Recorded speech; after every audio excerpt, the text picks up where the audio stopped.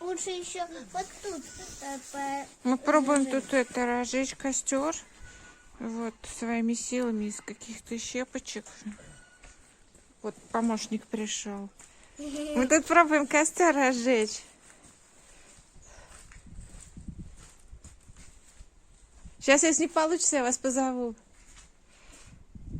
Вот как надо, мастер-класс. С помощью спичек и бумаги туалетной. А то у нас ничего не разожглось, только перемазались. Гори-гори ясно, чтобы не погасло.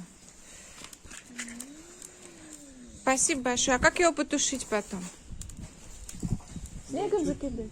Снегом чуть-чуть воду. Ага.